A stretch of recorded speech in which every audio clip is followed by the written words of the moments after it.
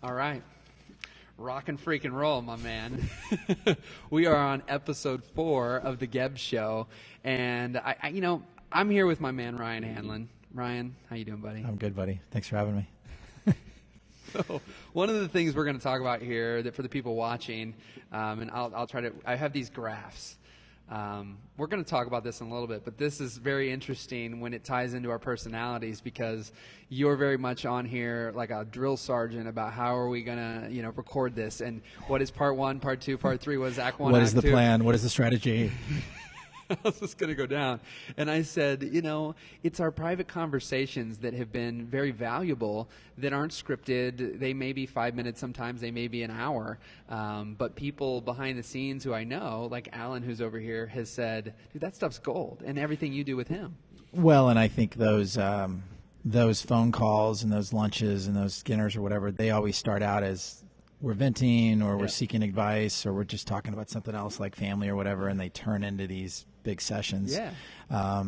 And I think people should know that's kind of why you're wanting to do all that you do, is because it's this idea of sharing, which is really no different than the filmmaking aspect of your life or my life, is that like you want to share these things with people. You want people to experience what you've experienced. Well, and what I found is that I was lit up like the Christmas tree when you guys were coming over, and then I told Jessica, I'm like, they're coming over, I'm going to do an interactive thing, because what I found that we were talking about at lunch is I think the internet also is starting to get people where they're all working in their own little silos. So there's not this collaboration. Like even when we were together back in 2011, 2012, you came to the HQ, we had multiple people there, and we did this whole thing, and times pass and we try to cut back on expenses and these things, but then sometimes you cut back on some of the fun. That's true. I think that's true, but I think it's like we always talk about, you kind of like, you build your situation to suit your situation, right? Sure. And oftentimes we'll talk about, let's say, like an agency model or a big video production company model. Is that a model that's still sustainable? But I think at the core of what you're saying is this notion of team. And Al and I were talking about that earlier. You and I used to talk about this back in the Tony Robbins projects. The idea that we are set up more like a special forces team. Yeah, you've always said that. We're very intimate.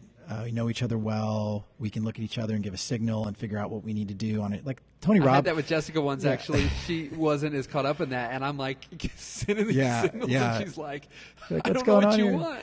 And I always thought that was a strength of ours, and Jimmy and Chadwell and everybody that worked with us back then, and the folks that continue to work with us, like, we were a good gelling team, and we didn't need bricks and mortar, I think, to legitimize that. And Tony didn't know where we worked out of. And that's one of the biggest lessons that I tell people now, and I think it's in that little write-up we were talking about with Gear Doesn't Matter. Like that night at 2 o'clock in the morning, you should actually show the still photos from that or the video, when Tony was basically watching the video. Oh, my God. We have to I know. People haven't seen any of this stuff. There's a great picture of like me and our man Josh Hunter. Of that? Yeah, dude, you were rolling the whole time.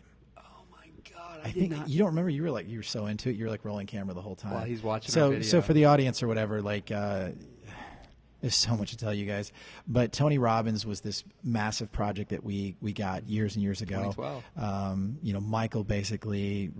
Reaching the unreachable. You did that, and then kind of turned it over to me, and we'll share this probably in another episode. But long story short, we captured. We didn't necessarily capture a piece of business from Tony. We got Tony to allow us to shoot a film at his event. The very first UPW. For free. And lawyers got involved, and all this everybody got involved, and our buddy Josh Hunter, big shout out to Josh. Yes. So anyway, we made this film for Tony, and the catch was that if Tony approved it, there could be the potential. We wanted, that was our thinking. There'd be some potential to work together, but we also wanted to kind of like go to Tony's philosophy and say, if you like this film, we'd like you to share it with your audience. Sure. So the audience understands that night, 2 o'clock in the morning, after a marathon, couple days of filming and then editing, we showed the film to him. And it'd be really great for the audience to see those pictures and video. I would love to see that myself, because I forgot I can see the whole thing in my head, dude. Totally. I remember when I was standing, where Josh was standing, where you were, everybody. So Tony, so what we're trying to get at is that Tony didn't care what size the camera was, what brand the camera was. He didn't care how many people were on the team. He certainly didn't care if we had a boutique building in a downtown cute. He didn't care about any of that stuff. What he cared about was the execution. And if you remember that night backstage, 2:00 in the morning, Tony was talking about how he's like, I was watching you guys all day long. I was watching Michael on the glide cam flying around. So passionate. So like he totally knew. It was weird. I felt like at that moment when he said that, it's like, wow, he trusted us the whole time. Yeah. And then we delivered. We delivered on the film. Of course. Yeah. And I want to tie that into a few things because this ties into actually a question that I got from, I believe his name was Tyler, who will tag in this. But, he asked about, I had seen, so Facebook's got a weird little algorithm thing right now. When you see your memories that you can go look at, what you posted a year ago, 2 years ago, whatever, if you leave a comment or you interact with it, it just fires it back up in the feed. Yeah, of course. Yeah. And so what happens is I have these things that I posted 2 and 3 years ago that just by me leaving a smiley face on it, all of a sudden I'll start getting likes, comments, shares on that thing. New likes, yeah. So one of them was, this is what started it all, was the Tim Ferriss video. Oh, yeah, I saw that the other And a day. guy commented on it, and he said, so how long were you doing video or freelance, or did you have your own company when you decided to reach out to him? And I didn't get to answer it. And so one of the interesting things is some people go, well, when am I ready? Right? That's that big question. When am I ready? Is it 6 weeks? Is it 6 months? Is it 6 years? And I think one of the fascinating things from Tony is that when he wanted to become one of the greatest speakers, I'll never forget him saying that he saw that the greatest speakers were speaking 2 to 3 times a month. And he decided to speak 2 or 3 times a day. So sometimes when people say, well, I've been doing this for 17 years or 10 years or whatever, it doesn't necessarily mean that because you've been doing it 10 years, you're going to be better than somebody who's been doing it for 10 months. But I think that the nuance that happens is your experience. Right, so when you came and worked for me, you brought a level of experience from the customer service side of things with the Four Seasons and all that you weren't truly in video production doing what I was doing. I was in a hiatus, really. Right. Yeah. But basically, I had been taking my weddings that I was perfecting from 2004, I think, till I reached out to him late 2010. And really, it was another free project, Cool Fire Media. Oh, that's right. That I filmed their Halloween party. That's right. That was actually what I sent Charlie. And he said, and I said, why did you end up choosing me? I mean, so let's make sure the audience understands this. So, because this is my job, right? Yep. Basically, what Gebbs is, he's getting ready to tell this great story about the Tim Ferriss. I don't even call it the Tim Ferriss job, but the Tim Ferriss experience.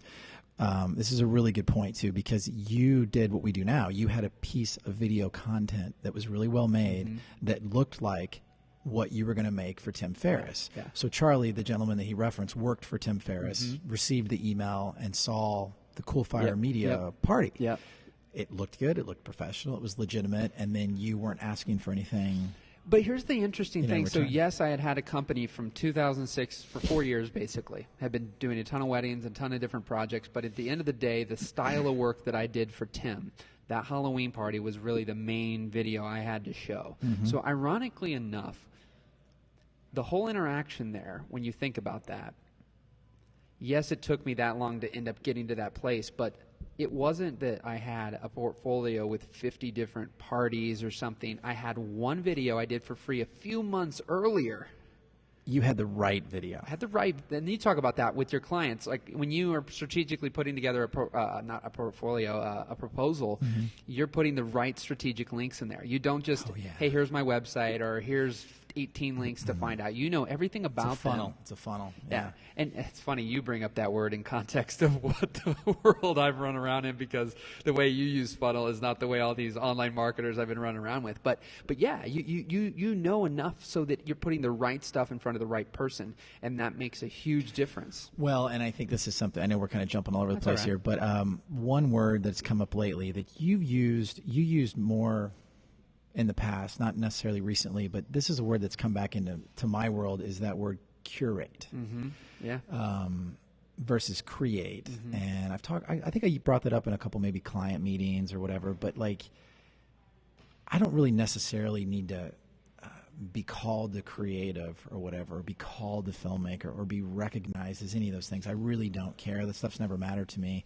For me, it's been about service, a good experience, an emotional experience, And that word curate lately has become a lot more important to me, because at the end of the day, I think if you're a creative and you're listening, or a business owner or whatever, if you're a teacher, all these schools I work with, if you're a nonprofit marketer that's trying to help Autism Speaks or Independent Center, one of my clients, you have to curate the experience, right? You curate the event and the fundraiser. You curate, and this is something we really need to talk to the audience about, is curating the delivery of films, which I think a lot of people are completely missing the boat. They're thinking, I make films, or I make widgets, or I make barnwood backdrops. And when it's done, you give it to them and you're done. I make it. And it's like, yes, you make it, but you have to deliver it. Yeah. And you have to curate that delivery process. The whole process. experience, that's what you're talking about, right? Like for you, it isn't. And honestly, sometimes I definitely fall far short myself on that, because we create it, we get it to them, and we sometimes move on, and we forget that there's so much. You taught me, and I've been teaching others, that there's so much more. Like when I was just talking to a lady about an event coming up in October, and when telling her, rather than us going and just essentially, you're holding a live event and you want to promote your future live events. Yeah. But you have masterminds, courses, these other things. So in the process of us asking questions for the testimonial to get for the live event, we can ask things about the mastermind. We can ask things about the course. And now all of a sudden we can take this singular event and we can essentially initially acquire all the footage to make 12 different videos. Absolutely. We only might make one. And you taught me that. Yeah, we should talk about that. So it's this idea of repurposing content, and I've been saying that for years now. And for total transparency, that was born out of a real experience. We started making these what I call homepage promo films, and you've got 6 or 7 voices. They're the ambassadors of the school or of the business or whatever, and they're all weaved together, and it's a beautiful film. People love those things. Sure. We've become known by those films, right? But then what I realized is that those 6 or 7 or 8 or 9 people that we interviewed, a cross-section of people from that community or school or whatever, they all had great, amazing stories of their own, other sound bites that just didn't fit into that 90-second magic box, right? So what I began to do with schools especially is I would gift a bonus film to them. And this goes back to curation and delivery. I tell people that I'm 1/3 filmmaker and I'm 2/3 like content deliverer, whatever that means. Marketer even too. But what I would do is I would say, okay, this is a case study film that I'm going to give you. WashU, Biology, Biomedical Sciences, shout out. They're a great example because, you think about a school like WashU, a very well-known, amazing school. They're trying to attract kids from all over. Well, they had this one young lady that came all the way from Seattle. Her boyfriend didn't want to come from Seattle. He's like, I got this great job in Seattle. I love Seattle. I don't want to move. Well, WashU worked really hard to find him a similar position in the startup region, and he came to St. Louis. So this was all the stuff that she told me in her interview about which 1% of it ever made it in the main film. No, she had like 2 or 3 beautiful lines that showed up in the promo. Yes. But then she had all this additional stuff that I knew fit the mission and the task that WashU had to recruit students from all over. Yeah. So I pieced that film together. Her name was Courtney. It's a real just with the one person. Yeah, just one person. I called them like day in the life stories, extended interviews, vignettes, or whatever, and then we would give that to the school for free. And that's what a lot of people need to understand in small business and these entrepreneurs is that it's okay to give. Yeah. Give, and then you receive. Don't take, and then expect. Yeah. So we gave that to them, and they're like, wow, this is really interesting. This is thoughtful. We need this. It looks professional. It's a true story, right? And then from there, you take that experience and then you share that with the next client. Well, that's one thing that a lot of people don't get, which is that idea. I'm a firm believer, and I've had this all the way from artists. It doesn't matter what you do, that what you show is what you'll get more of. So if you only expecting to, some people are masterful at selling and just sell everybody everything, but there's a lot of people who aren't that great at it. And I found that the work we produced today was a byproduct of originating out of free work because I had no expectations put on me and they need to be done a certain way, and they had no control that they had on me because, quite frankly, I was giving it away. Yeah. But then that work is what got seen, and somebody go, oh my God, I love what you did there. Can you do that for me? And then the snowball happened of me doing things that I loved doing. And I think that, so when you have ideas sometimes, rather than trying to sell them, you need to experiment. Exactly. And I think if you're not experimenting, then you're not really in it. Yeah. You know what I mean? For me, those were really fun experiments. And going to your point about marketing and selling, like I would never word that as free work. Sure. Or here's a free video. Hey, we just did this because it was always strategic, it was always planned, and it was always curated. And it would be like, I want to share a case study with you that I've developed, and I think it's going to, I would literally coach them through how to use that content. You end up getting other, because if you got 8 interviews, you might have 3 other people that are good at that, and they may purchase those additional ones after that too. Well, and look at it this way: if you're really about serving others, which I feel like that's something you and I talk a lot about. But if you're really into that, which you'll see once I'll bring some of that up. But if you really, are honest and you say, I want to really serve others, don't let that content set on a hard drive. Repurpose it, play with it a little bit. I mean, all that, we could talk for hours about glide cam tours, extended interviews, all this type of stuff. And be thoughtful about how you present it to the client. This is free. I hope you like more of it. No, it's hey, I've developed something that I think you should see, and it's going to serve you. Versus setting on a hard drive. Well, I mean, the amount of stuff through the years that is set on a hard drive. And when we go to these projects, obviously, I mean, there's times, some of the projects I've had where we've done over 3 or 4 days for an event, we end up with 20 to 25 testimonials. And then you hear 5 to 8 of them, like you said, in a main promo piece. But then there's all these other people that go to the virtual graveyard, and essentially never. The biggest problem, though, I've had, and it goes back to this idea of doing it for free or giving them a case study or kind of lending some work to them, is because, and this is really true, you really have to educate people about the power of video content and video marketing or video storytelling, because they don't know, and we take that for granted. I think oftentimes because everything we know, we assume everybody else knows. We assume, you and I talk about this all the time. We assume that the director of marketing or the director of advancement or whatever. Well, they probably know this as well, but they don't. They know what they know, but it's not what we know. Yeah, and it's a different mindset. Exactly. And the defense of those people, they've got bosses to adhere to, and they're on the clock, and they've got newsletters, they've got other marketing responsibilities. But we're thinking like video content creators constantly. So it's kind of your duty to educate a little bit and show this is how this works, and this is how this might work. And again, it goes back to having confidence and being smart about how you're presenting this. But I'll bring up something, too, that I think that's taken for granted, that me and you at times take for granted, is that we do, and that's why I love, after these last 4 years kind of studying personality and behavior, is that our personality and behavior has a serving. So I'll bring this up for a second, and we'll end up cutting some of this in, but I've got these graphs here. And I'll just share it for 1 second there, and then I'll talk about it. But there's this line here called altruism.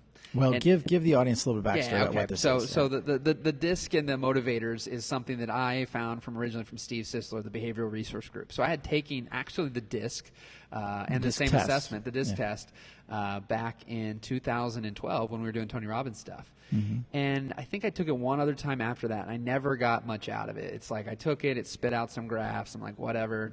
I read some of it, kind of sounded like me. And then I was at an event called Mastermind Talks. Steve Sisler was there, and he was doing this thing up on stage, and I'm like, oh my God, that was amazing, Jason. How do I get that? And he gifted it to me, ironically enough. There you go. And he gifted it to me, and Steve did this call with me and went over my graph, and it was mind-blowing because it was like he there were so many things that I started to go, oh my gosh, if I'd have known this, if I'd have known that. It's stuff you kind of knew, some of it, but then other parts of it was like, wow, if I'd have known that, I'd have avoided this situation because it wouldn't have been right for me, et cetera, et cetera. But one of the big things that I see is that, one, this altruism line is something that on both of ours, like yours is a 76 and mine on this particular one's a 66. So yours is even higher than mine.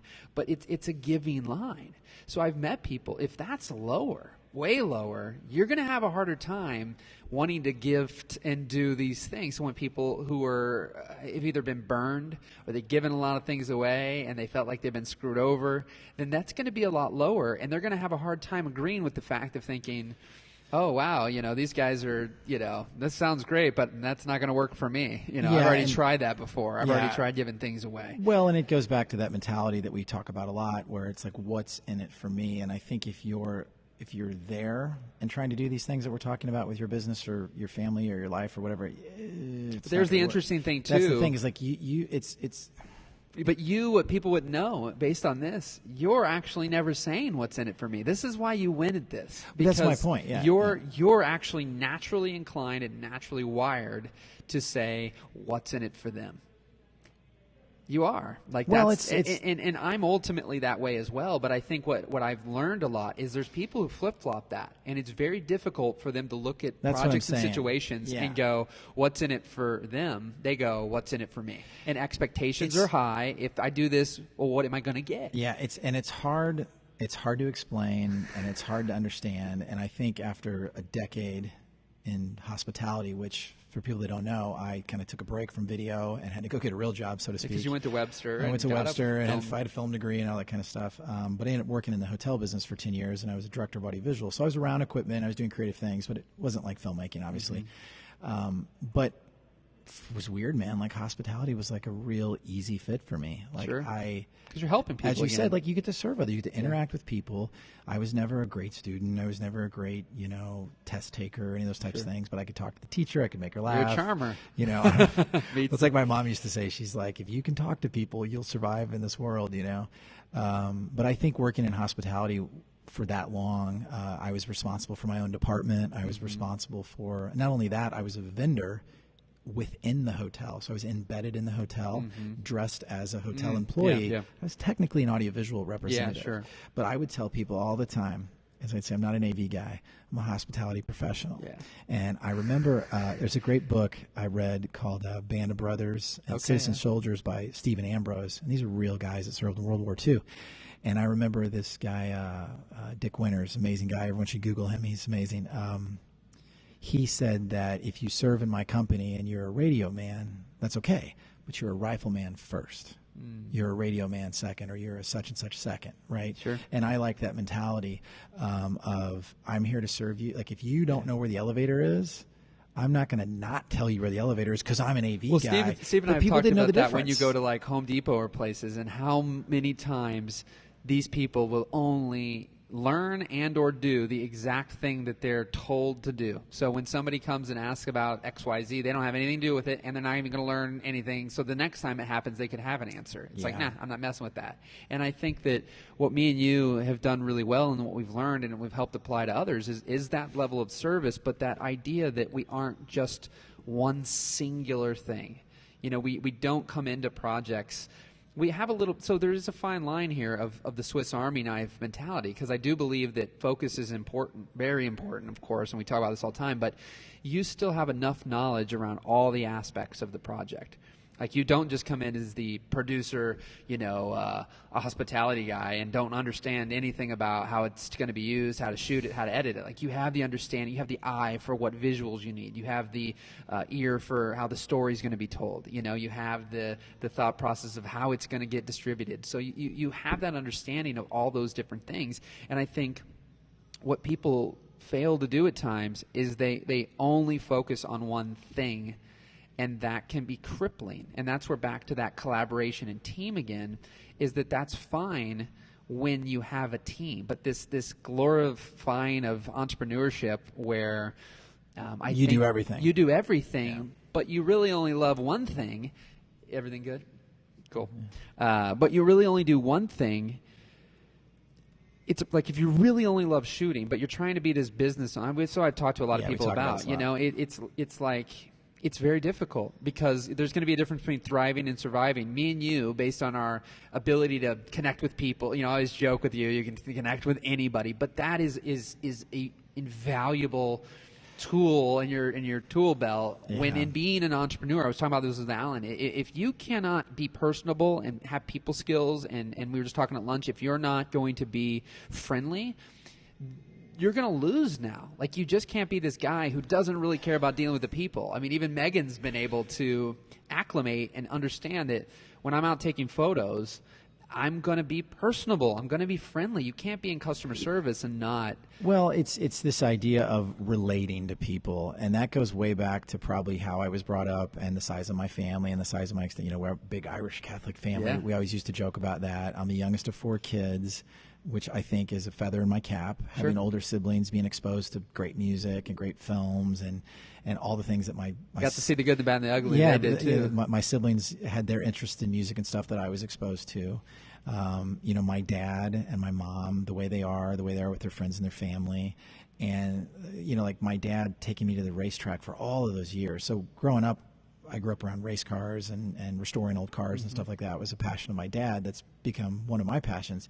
But like I can remember, and it happens to this day now that I race cars and I'm around the culture of the tribe, you know, Dad would just interact with people loosely and freely at the racetrack because you were all kind of like there for the same reason and you're all kind of happy. And I was just down in Kentucky at this really cool race with my dad, and I always joke with some of my friends that are my age. I was like, you know, when I go to the races, all my friends are 60, 70 years old, you know, because I can relate to them. Yeah. But their ability to tell stories about cars or to retell you a story about a race that they won or they lost, or to tell you a story about the racetrack and when it was built.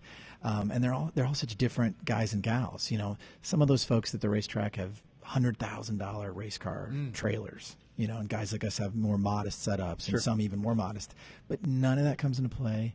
That you never talk about that stuff. It's just about like having a good time and relating to each other. So as a kid, I would watch my dad in that circle. Yeah. And then I would watch Dad in the marathon running circle because he got into marathon running, which is a completely different tribe. Sure. You know, so I got to see my dad and my mom kind of like interact with people from different walks of life. I mean, as you're an 11-year-old kid and your dad takes you to a junkyard one weekend to meet some crazy old boy with a really cool Chevy that you're trying to buy from him. And then the next weekend you're at like maybe like a 5K run with a different group of folks. I mean, you get exposed to these different types of people. And I remember at some point in my life, I remember just thinking like maybe it was high school a little bit and college especially, is like I'm just attracted to different types of people. Like I don't like the same thing. And Alan is learning this now. I don't, whatever the crowd's doing, I usually move in the other direction.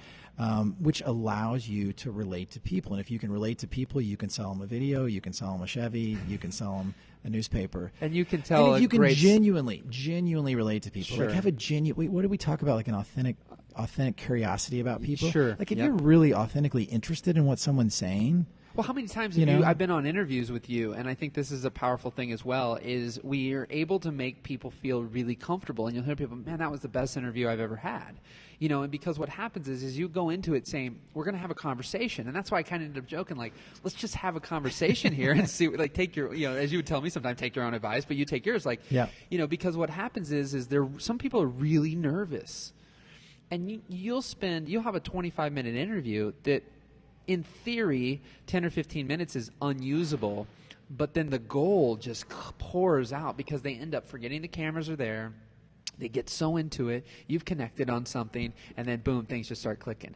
And so many times people, they miss all that in life because they're even when I talk about selling with people, selling wedding videos, selling whatever, everybody's just, well, what do you need? How many hours? How many like it's like the client knows all these answers versus us being the expert in that area and us coming, like you've said, with the advice and the expertise to essentially talk them through these processes and make them feel comfortable. And like we've said, even if you don't use us, we want to make sure people are taken care of if you go somewhere else. You know? Yeah, and I think I literally say this in these meetings with clients is I'll say, the video gods may strike me down someday, but you know, this is my philosophy. You know, like this is your footage, this is your hard drive. I'm not going to like charge you more to access your footage. I just don't. I always give hard when I see people who I'm like, why are you charging them $1,000 for the raw footage? And I'm like, if you really at the end of the day don't want to work with me for whatever reason, then you should have your stuff and go on your merry way. Exactly. Like not this like, well, screw you now. And that's another of that. We come with this abundance mentality as a whole. Yeah, good word. We've talked about that, right? and it's just like when you nickel and dime like weddings back in the day. I used to see guys charging $25 to $50 per additional wedding DVD. They've already paid you $2,000, $3,000, $4,000 to do the whole thing. Now I'm going to gouge you at another $50 a pop for DVDs. And I used to think, you know what? That means maybe the couple maybe they'll get one or two more, maybe, and they'll give it to their mom and dads. So what's going to happen if truly they want to give it to other people? They'll do one of two things. They might hand it around, or they'll go burn their own disc from a silver sharp, you know, they'll take a black Sharpie and a silver disc, and they'll hand that out. And that's a representation of you. And I thought, The DVDs cost less than $1. Let me just tell them they're more or less get unlimited. I had, in all the years I did that, I had like one person get more than 10. The rest were getting 4 to 8.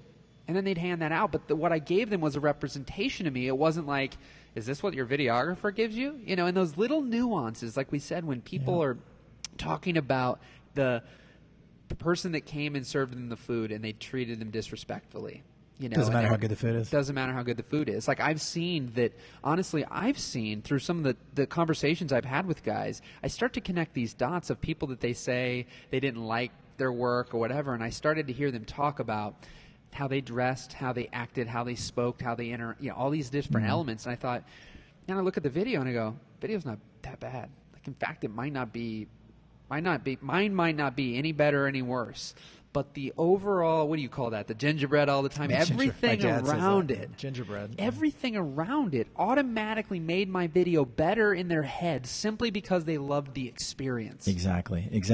So when I started working, so as I said, I was an audiovisual like director, essentially a vendor in these hotels. But again, I didn't treat myself as a vendor. I'd wear a suit. You know, my name tag said Hyatt, said Four Seasons. And I'll never forget, like when I finally made it, I got to move back to St. Louis and open the Four Seasons in downtown St. Louis.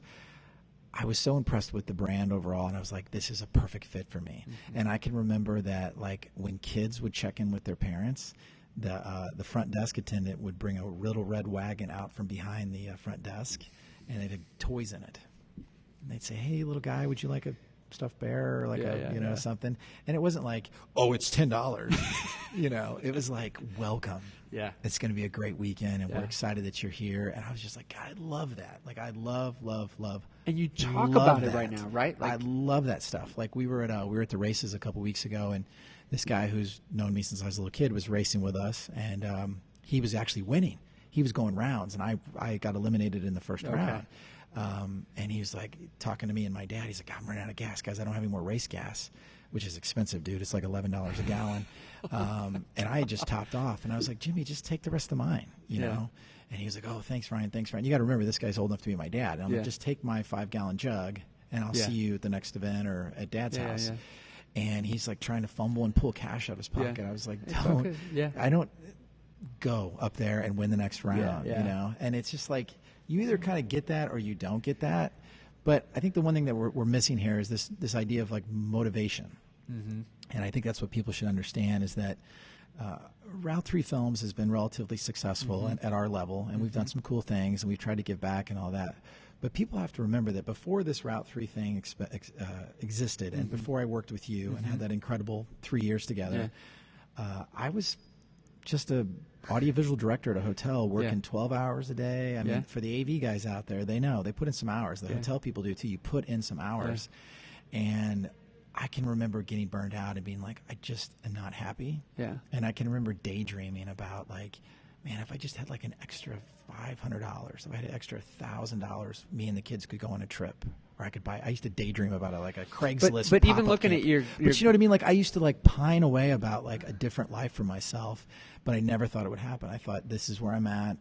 This is back when the economy had some troubles, you know, 07, 08, and when this started to happen for me, when you and I met and we did our first film, and then I came to work for you. I mean, it was like a starving person being handed a meal.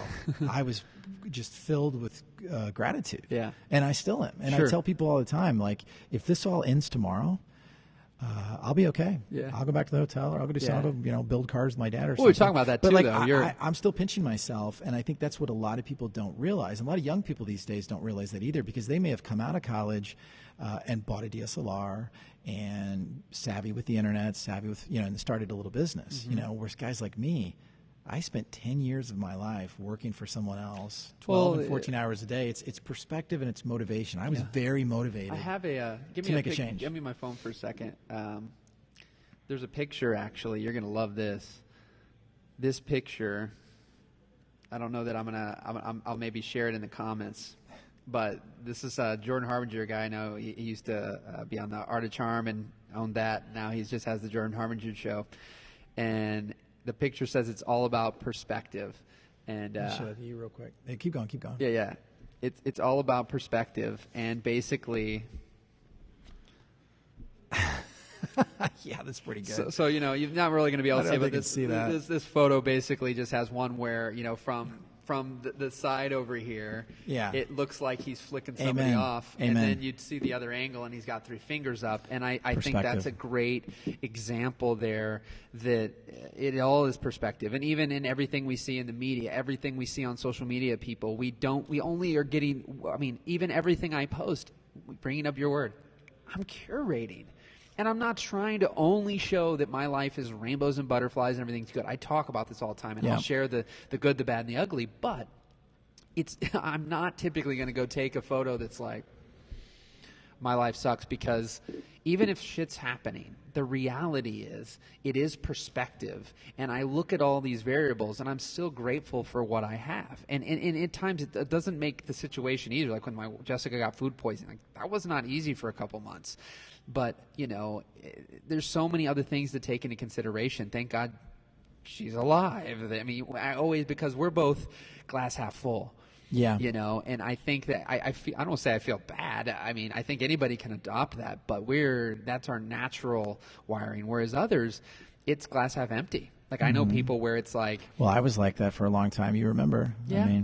You were. There was elements of that, of course, and I think that what's interesting when you say the thing about money, though, that I would bring up is that you didn't want money, you wanted freedom. I wanted experiences. That was the biggest thing. You weren't getting that. You were getting the exact same experience every single day. I wasn't dreaming about Porsches and pools. Right. I was dreaming about like a Craigslist. A good point, right? Like people get confused. Is it money that I'm actually after versus am I after freedom? Am I after experiences? And what does that really look like? But sometimes it gets masked in, the money alone. Well, and what I've realized too is that like for me it was experiences. I wasn't having experiences with my children when they were very young. I was just working like a dog in the hotel.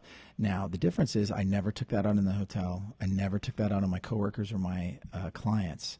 It was always a smile and a handshake, and we got this. And a lot of times I think in those days, I really put those clients first, and I put that hotel first. And that's kind of an old-fashioned mentality, and that's also because I have an amazing, supportive, fantastic wife, But I felt like I was missing out on experiences, and I want people to hear this. Like I was not dreaming about pools and Porsches. Yeah. I was dreaming about a $700 camper, so I could have an experience like I had when I was a kid. Yeah. And I read this thing recently, or I'm sure you've heard this before, where people say we grew up poor, or we grew up modest, or we grew up without a lot of things, but we didn't know it.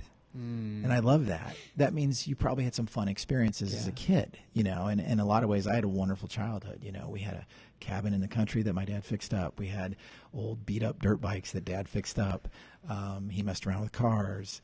We'd go camping a lot. I had a lot of these really kind of very simple Midwestern experiences, but I treasured them, man. I treasured them. And that was part of my motivation to make a change in my life. Yeah. And you were obviously the catalyst and a big part of that. But people have to realize that you have to sometimes realize what you have, what you don't have, and what the difference is. And the other thing is when you do start making some money, or you do start having some means, your physiology usually does not change when you log into your bank account and it says 5 or 50 or 5,000. Like when you log out of your bank account, the sun's still going to rise and set. You still got to help Connor with homework. Nothing really changes.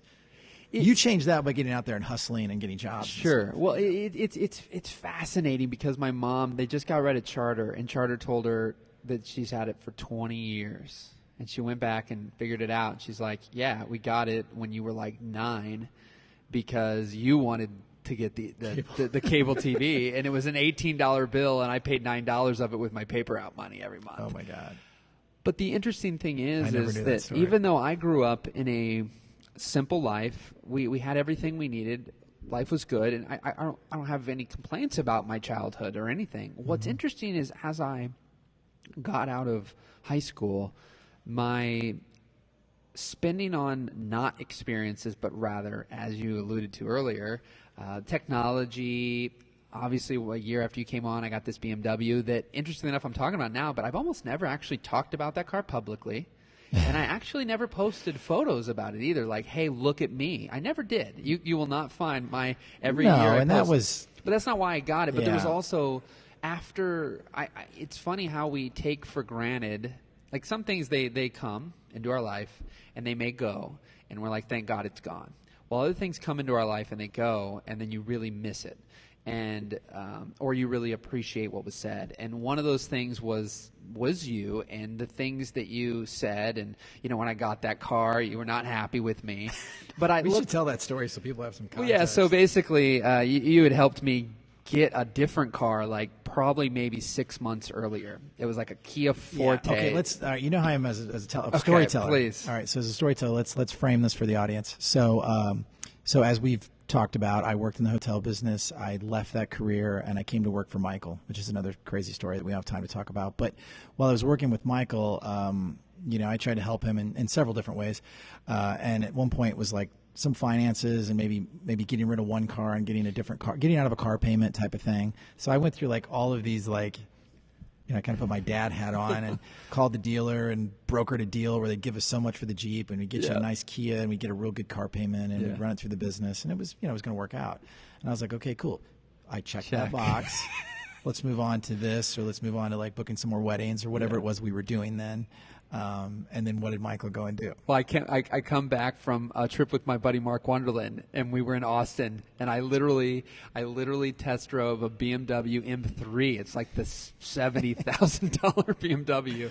And I get back on my brother's birthday. I just get this wild hair to go over the dealership and do this little test drive just for the heck of it. And then I'm like talking to them, and I'm like, well, I'm not going to do it because, then they're pulling on their sales. Doing the math. And they're thinking, you can afford this, Michael. Well, no, I first said if it's not below this, and I'm thinking, no way on earth will they get the payment below this. So I won't have a problem. They'll never do it. He comes back and he gets it below what I had said. I'm not walking away. And I'm like, unbelievable. Now what am I going to do? So I end up driving back on my brother's birthday with this BMW. And then we had it before you saw it, though. We were going to a job, and we ended up pulling in. It was we did the investment. Yeah. No. The first one was at Independence Center. That was the first time you saw it, and you came into the parking lot, and there could be flames. They were blowing out of your head, and you're like, "What did you do?" And it was just. I was petrified, but but that was one of many things that now I look back at, and now for me as a whole, it's experiences. Like, here's an interesting thing. Yeah, I want to bring up for people that a lot of people don't know. This is one of those things. Like, so I drive a blue Toyota Yaris now. And up until maybe 12 to 24 months ago, even though I didn't have that and I wanted experiences and everything, there would still be some shame, ironically enough, around going certain places if I'm in front of certain people and them knowing I have that car. Are they thinking, I must not be doing as good. I must this and that. And now there's been this shift where, and that's what can happen for anybody at any time in any situation, no matter what your circumstances. There was a shift that was made that's like, I don't give a crap. Like, I'm going to pull into that place with confidence and not care that, I should be in a fancier car because I'm going to a fancy place and these people are going to judge me.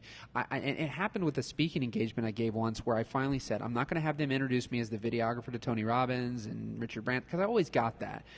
And I used to think if these people don't know what I've done, then they won't take what I have to say seriously. Yeah, that's true. And there's validity to the fact that it does add credibility. There's no doubt about that.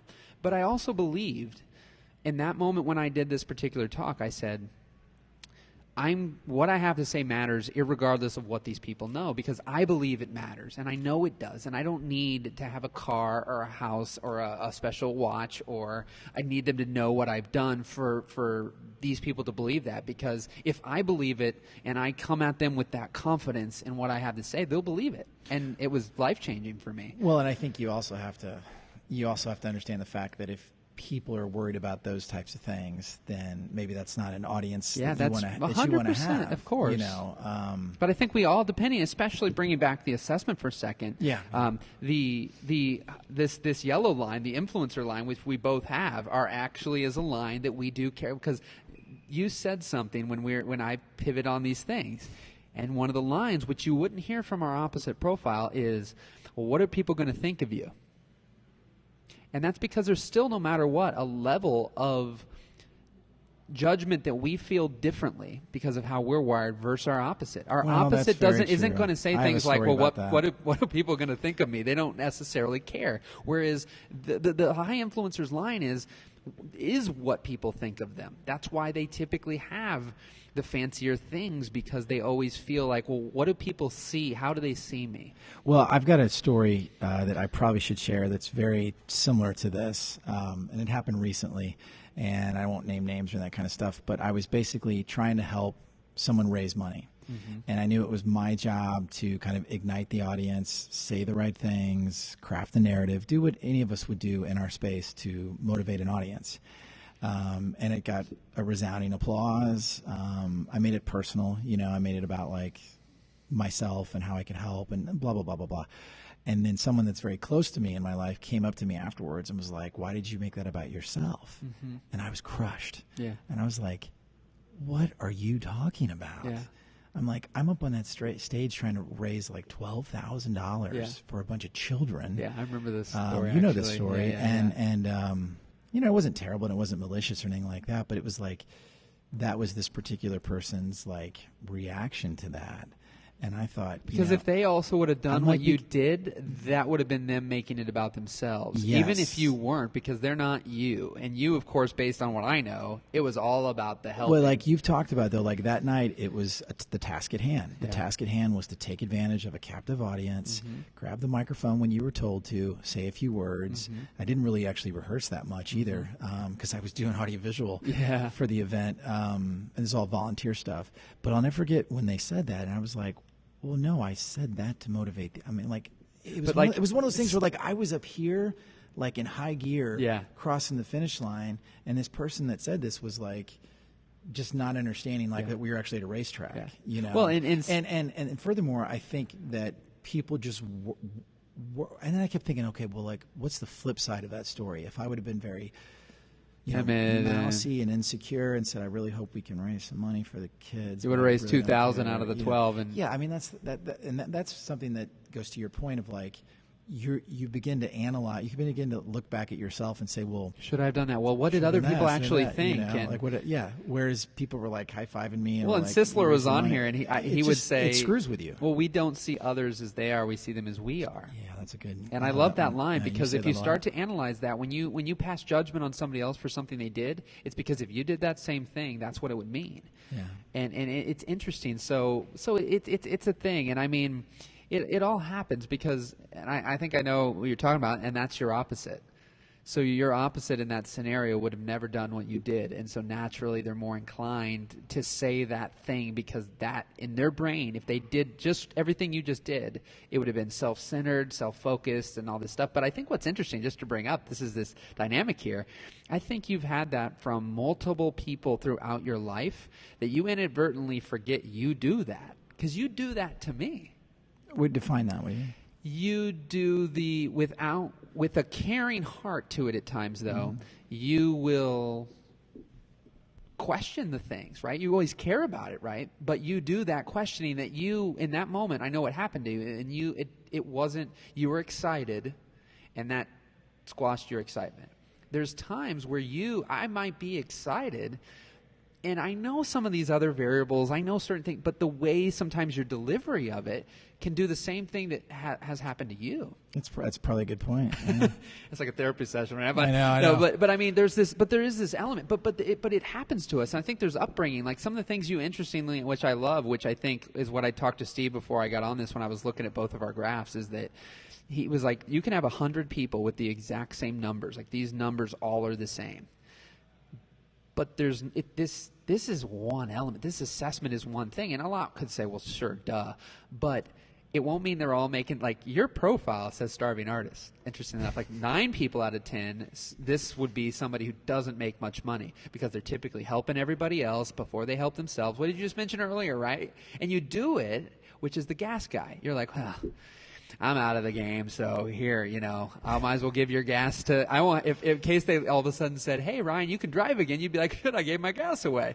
But that's what people do. But because of how you were brought up, the way you view money and different things in the Four Seasons made you look at money differently than the average creative or the average artist with this kind of profile, because the average artist with this kind of profile is scared to death to sell people things, is scared to death to ask for things. But that also ties in. The thing about selling, like sometimes I feel like that's kind of a dirty word or whatever, Sure. like selling or sales or whatever, and I don't use that word a lot. Share those. Are you sharing it again? Yeah.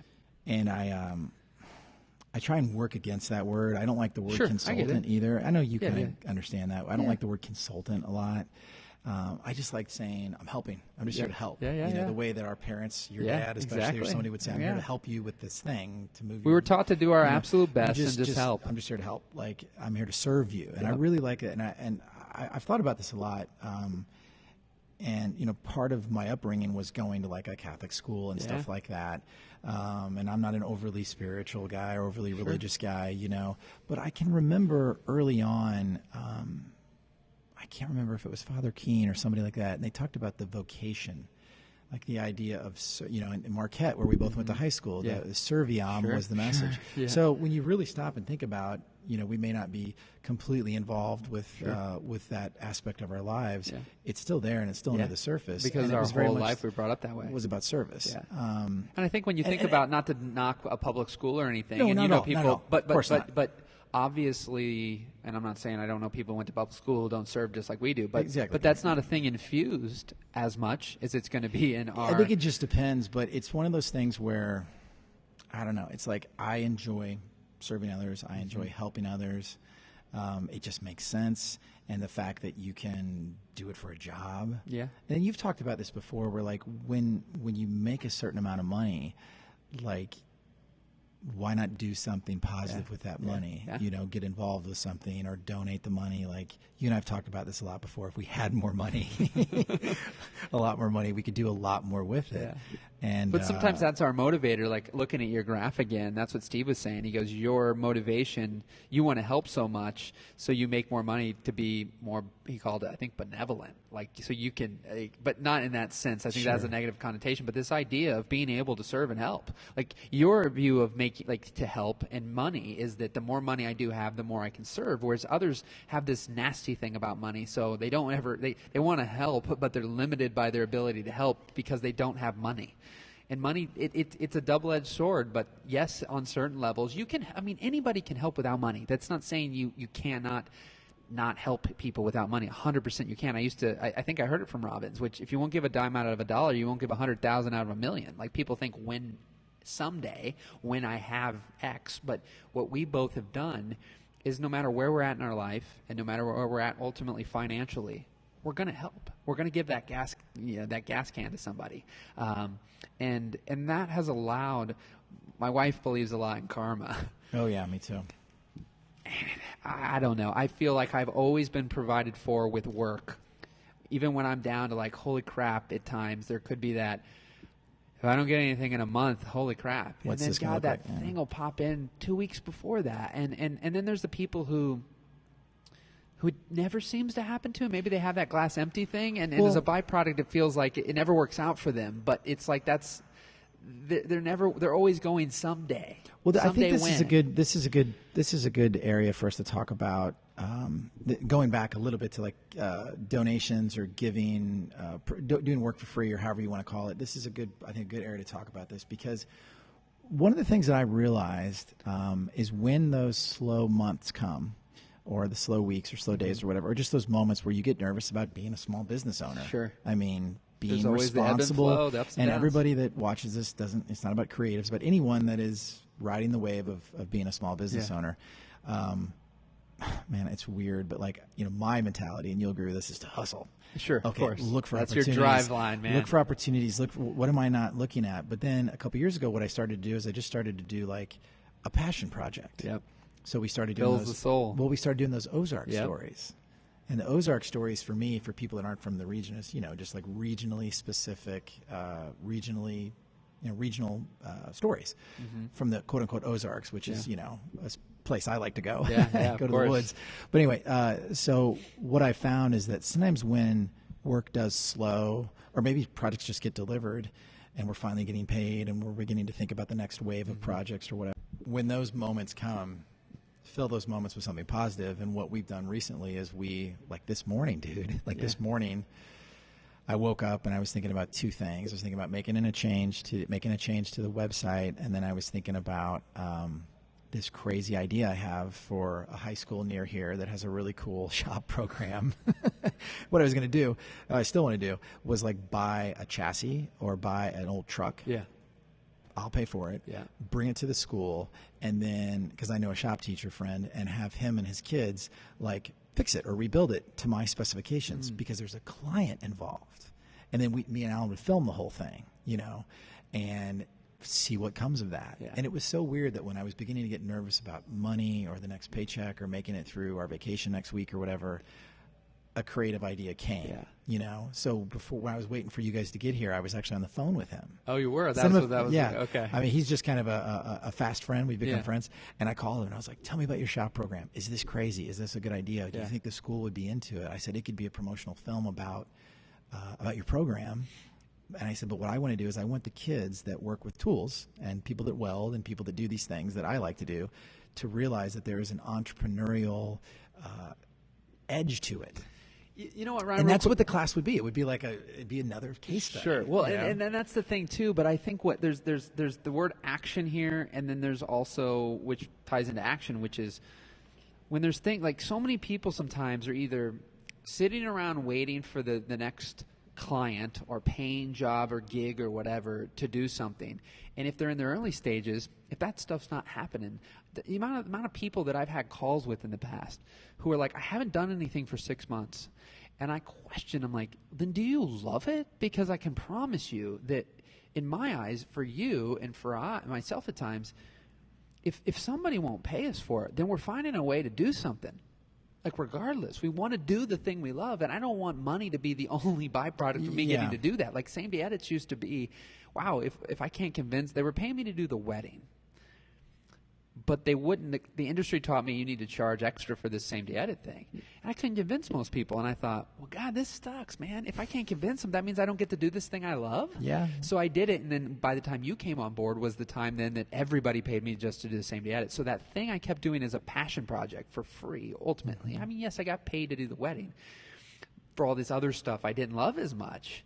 And I kept doing that, but I kept adding in that little element. But action, I think, gets you out of the rut and doing something. Yeah, and well, another project that I worked on, total passion project, self-funded, paid for everything, wanted to do it, had some amazing results.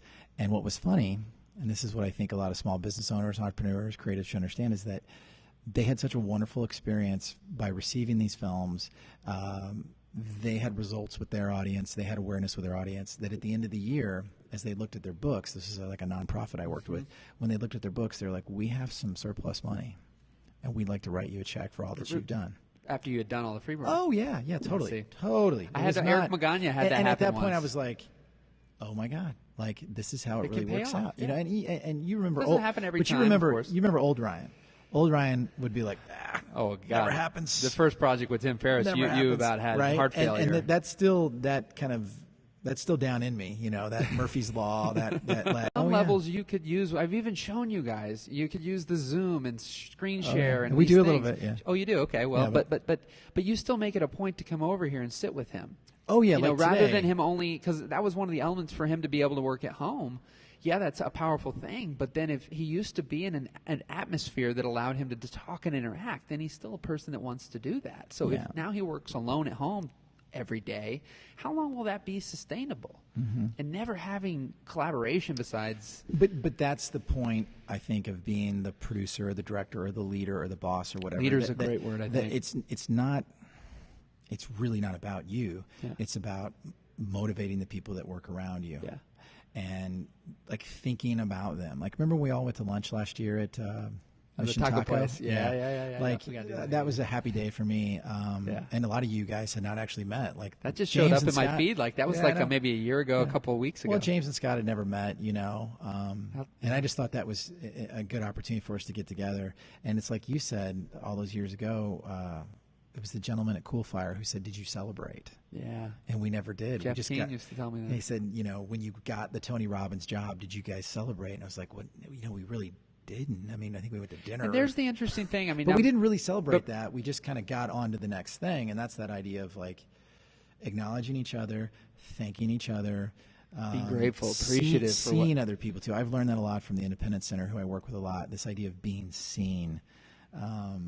You know, and that's something like with Scott or other guys that, like James, that have to edit all the time and edit alone. Like, even if it's a text, even if it's a call, popping by to drop the cards off in person versus Dropboxing it, you know, and, you know, having an interaction with them. People just like, you can't undervalue.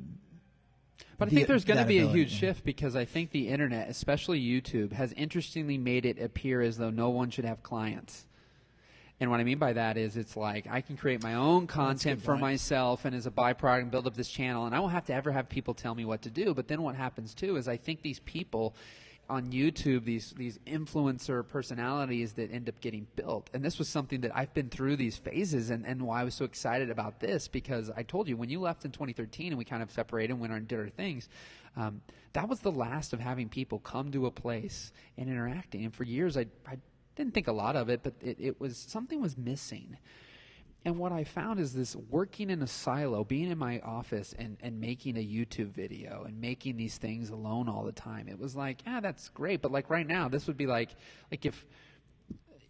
if we were only doing this over Skype, it would have an element, but there's a special thing by us sitting here together. Yeah, looking at someone in the eye. And I think that like some of these platforms, people are getting away from that. It's going to be interesting over these next 5 years what happens to some of these people, because I think initially it's fun and you're into the whole creation process. But then when you lack the collaboration, how long are you going to be able to just continue to be alone every day and not collaborate, not connect? I was just talking to the person who cut my hair, and she's like, just that touch at times, right? That hug, that high five that you can't do through the computer.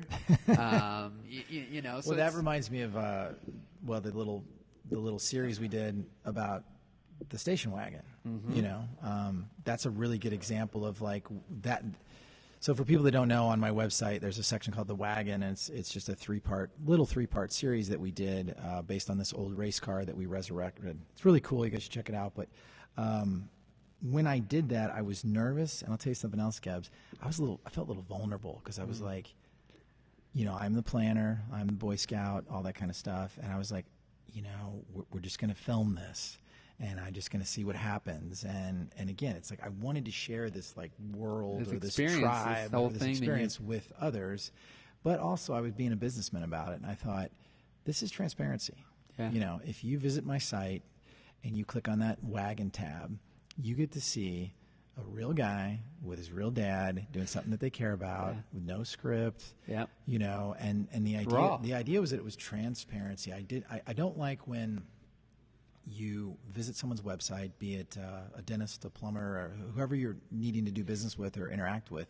And I always say this: if your digital footprint is weak, or if your digital footprint is like not transparent, that's kind of a bad thing. Because oftentimes I'll go to, let's say, for sake of example, I'll go to like a plumber's webpage, and if he's got a picture of him and his family, and he talks about what he likes to do in his spare time, and maybe the nonprofits if there's like a human element to his digital footprint, I'm all in, man. I really am. But if I go to another website and it's stock photography and it's like, it looks like it hasn't been updated in a few years, you have to think, I mean, people have to understand that in this day and age, we as consumers have an expectation of your digital footprint. Like it or not, there is an expectation. Well, that's why your films that you create, in the big picture, of course they're not scripted. They're you having a conversation with somebody, and you might think about things you're going to ask or you need to try to extract per se, navigate. But at the end of the day, you're just having a conversation, and you happen to know to ask the right questions to maybe get certain things out. But you're not. That's the difference between a promo or something you make and the one where literally word for word the word said, or a voiceover that is extracted that. And I'll tell them, like, this is our plan and this is the direction we're going. These are the deliverables, right?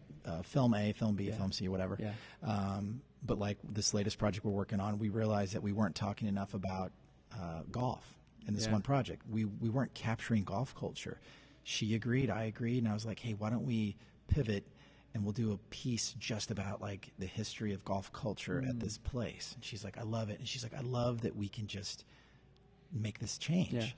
that there's not this contract or this like change order. Yeah. In construction, that's a big thing in construction is that if you want to change the sink or something, they have to do a change order, you get a new invoice. And you make it complicated. It's complicated. But it's a different industry, obviously. Sure. There's more overhead. But I believe in a lot of things you can simplify. I mean, mean, the easier you make it on, in general, whether we're talking about going to eat or whatever it is you're doing, and you see that trend on certain cell phone companies removing the contracts because the more complicated it is, and it doesn't mean, the interesting thing is those ones with no contracts are keeping people longer than the ones with contracts. Like the people with contracts are doing everything to get out of them. Yeah. Because people aren't want to be suffocated by, if they want to pivot, if they want to shift, they got a gun held to their head and can't do it. Knock on wood, the process has worked out good for me. But what I like about the way we do things is, to your point, simplicity. It's very old-fashioned.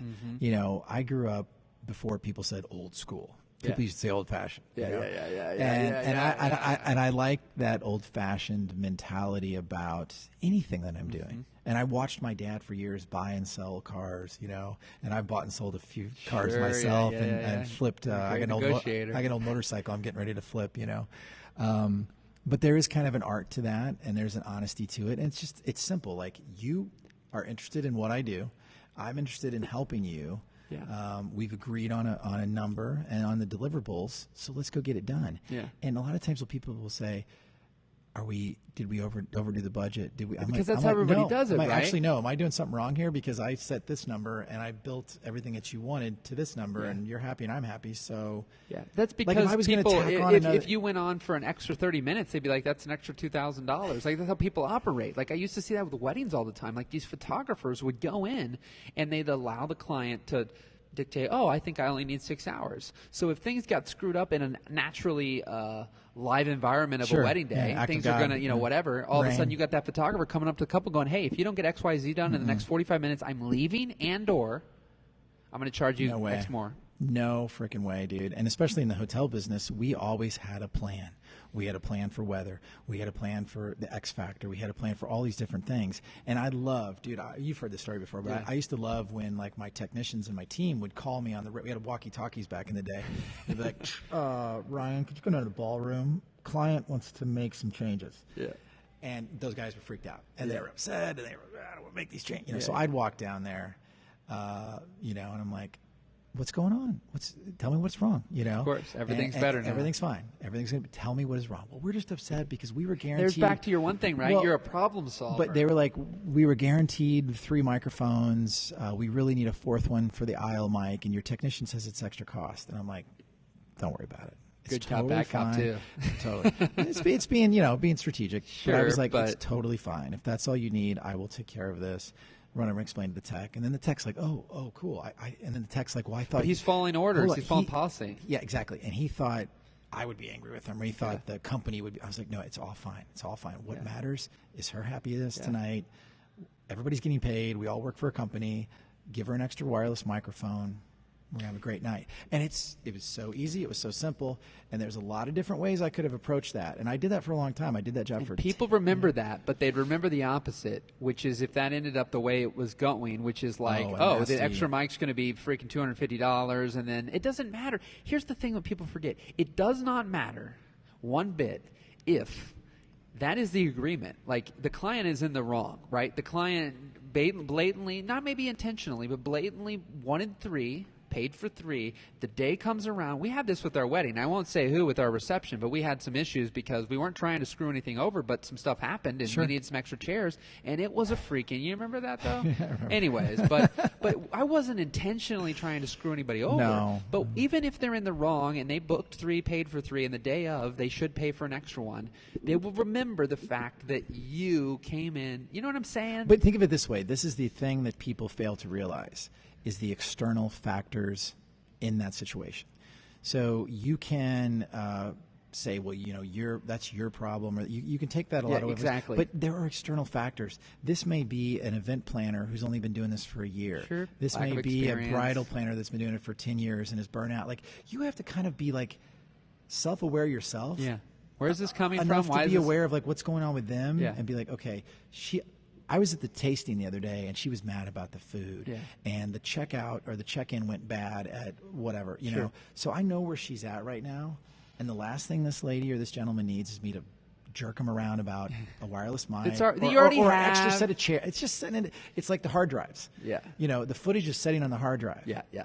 So let me give it to you. Yeah. The microphone's in the closet. It'd be one thing I'll if you go grab literally it. don't own the mic at all and you would have had to go like pay for and hunt down. But when you have I still it, probably have been like, we'll figure something out. Sure. We'll do a hardwired mic and we'll duct tape it to the floor. Like, those people just want you to help them. Yeah. So just help them. Yeah. And so many people, I mean, to us, we talk about that. I mean, it's so like common sense. Well, we've talked about common sense not being common practice, but this idea of like, it's something from my upbringing and whatever that I've just always done, but I took for granted that, like, as we deal with other people and people start saying, wow, you're a breath of fresh air, you're like, what? Yeah, but when I hear that, I get nervous. I'm like, what is going on? Like, well, yeah, you think, how bad are your experiences going? Like, that's what blows my mind. And it's because simple things like that, somebody else, and again, the client in theory could be in the wrong. Like, if we look at this and say, yeah, they should pay. But who cares? That's not the point. And that self-awareness, everything you mentioned, it's all these little nuances that then go,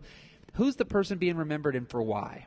Do you want to sit here and us be talking about how for that person when they're having their own podcast and they remember that they were at the Four Seasons and all of a sudden freaking Ryan Hanlon came in and he saved the day, or Ryan Hanlon came in and made it 10 times worse than it already was? Yeah. And I think and a people, lot of people have that choice. You have that choice every day. You have a choice and, in every action and everything you do. When you first did your first live event a couple years ago, I remember driving over to you let me give a little talk at the beginning, and I remember something happened in the car. And then I used it that night in the presentation, and it was about choice. Like, I had a choice to either listen to the news on my drive to Alton and be frustrated about whatever was going on at that time in the world, or turn off the news, take a news break, or what does Tim Ferriss say, news diet or something like that. Low information diet. Yeah. So I turned the news off and I turned on some music, and it just got my mind set. I got ready for the event. I was excited. I was happy, and I just had to make that choice. And Tony says change your state, right? Change your state. But, and transparency as well. Like, I have 2 little kids. It's hard being a parent. It's hard. You have to make choices constantly, like about discipline, about gratitude, about you're constantly trying to teach them through everything that you do. And I make mistakes all the time, and I lose my temper, as most parents do. And you're under a microscope as a parent, because these 2 little people are like, you're shaping me. Yeah, right. Make a better choice. They don't know that, but yeah. So, and that's why it's been really kind of fantastic to be a parent, because you're like, wow, all the things that I did in my life as a audiovisual professional, or as this or that, as a leader of my staff and my team, it's the same thing here. It's the same. And Laura, my wife's so great about that. She's like, Ryan, pick your battles. And did you need to get that upset about that? Does it really matter? Yeah. And these are you and I these are lessons, emotional beings. but these are lessons that I think apply across everything. Yeah. And not many people know about this. We've talked about it a little bit, but like, I love the sport of drag racing. I love it because I grew up around it and I have a history with it, and I get to do it with my dad. And oftentimes I've said to myself, would this be as fun if Dad wasn't here? Yeah. I ask myself that a lot. But the other thing about that is there's so many principles from that sport as well that apply to life. I'll never forget, I wrote about this on LinkedIn. There was a time where we were walking around the pits when I was little, and I think this was probably in between us racing a car. We may not even had a car there, and we leaned on the fence, and there was this guy that was having trouble all night long. He couldn't make a long straight pass. The motor was making noises and stuff. I still remember this. I wrote about this, and I said something like some shitty 13-year-old would say, like, that car's a piece of junk. Daddy hasn't made a good run all night long. And my dad, he looked at me square in the eye. He might even grab my arm, and he was like, listen, let me tell you something. He's here, and he's trying. He's on the field to play. And he's in the arena. There's a great quote by Teddy Roosevelt about that. My favorite quote ever. Brene talks about that. Brene Brown talks about that. So anyway, he just said, he looked at me square in the eye. And was like, he's here and he's trying, and it's a lot more than you and everyone else is doing. And a lot of people in car culture say, if it was easy, everybody would be doing it. And that's, of course, everywhere, right? It always says that in business. If it was easy, everybody would be doing it, everybody would be successful. So now when I'm at the racetrack, man, I just look around at everybody that is there, and I say that they're chasing their dreams at high speed. I love that. Or chasing rainbows, because you're chasing rainbows, you're never going to really, you know. But it's just it's a great metaphor for life, being at the racetrack, because you're all just trying to move forward. You're all trying to get to that finish line safely and successfully, you know. Yeah. So that's the other thing I wish people would do is look around for the metaphors in your life, with your kids, with your hobbies, with your friends, experiences like this. Yeah. Our man Alan, who's working with us now, Rocking it out. I love it. Yeah. Well, I want to kind of end on that. Just getting in the arena, Yeah, man. Too many times we're sitting back and we watch something like this and we start whatever we're looking at, whoever we're inspired by, and we're essentially passing judgments. And I know I've done this, and we have to give whoever credit who's on the field, who's in the arena. He's trying. Because if you're just a spectator, like, get in the arena and then make the judgments. And that's what I found as, I decided this summer a little bit with this, which I was trying to tell you. It's like, I'm just going to experiment a little bit, right? Like, this might just end up becoming audio only. It just ends up being simpler. It's even more intimate, whatever. But I'm not going to discount the other thing first by just automatically assuming. And we can all do that at times, but like when you're looking at the arena and people are battling and you can poke all these fingers at them, well, get in the arena yourself and see how, oh my God, I appreciate it in a totally different way. And you know what else is once those people have been in the arena, I welcome their feedback. Yes. And when you're not, no, thank you. So, we're going to end that there today. If you're watching right now, please leave a comment, or if you're listening, you can head over. Yeah, if you've got questions or thoughts or things that we can bring up in the next episode, it won't necessarily be the immediate next one that you'll be on, but I'd love for you to send those, and I'd love for you to let me know if you like this format like this as well, because that's part of it. If people are enjoying this, we'd love to do more of it. And then on top of that, we brought up this personality assessment a few times. You go to takemia.com, you can take that assessment on there, and then I want to bring more people on in the future as well, and have some of that rooted in some of the people I'm maybe helping as well, because I think that's a big element that people, when you understand how you're wired, you'll go in areas that serve you. Because if you're not a people person and you're in a people person position, you're going to be struggling. But just shift gears. Just shift gears. You're just in the wrong. You'd appreciate this. You're just on the wrong track. I talked about this on another call. If you are on a NASCAR track in a little Toyota Yaris, you just need to get on a different track. You might not be nothing wrong with your car. You're just on the wrong track. And it doesn't mean your car can't be tweaked and you can do things and you buy a different car and you end up on NASCAR. But if you're the Yaris right now, play in the Yaris, tweak, and move forward until you end up on that right track. Otherwise, you're just going to be run over. Yeah, absolutely, man. Well, this has been super fun. And like we talked about earlier, we were trying to figure out, what should we film this? Should we not film this? How much should we talk about? How honest should we be? And all those types of things. So hopefully people not honest. I don't believe we ever said that. Well, you know what I mean? Like earlier, we got into some really intense stuff. So I guess maybe honest is not the right word, but like what do we want to talk about? Vulnerable is a better word, But I think at the end of the day, we talk about this stuff all the time anyway. Yeah. So hopefully people, I just want people see value in hearing some of it. And they never get to see you. That's the thing I'm excited to bring you to the world a little bit more, because you're always definitely in private. You don't put any... I've got thousands of hours of me gabbing on the internet, but for you, a picture of me with my kids, or a picture of me in my race car, or my parents, or something. But you got a lot of wisdom that I believe can help people, because they appreciate it when you do it and serve the client. And so I think at times, it's just being able to share that so some other people can glean that wisdom. So absolutely, rock and roll. Cool. All right. Thanks, buddy. Thanks, buddy.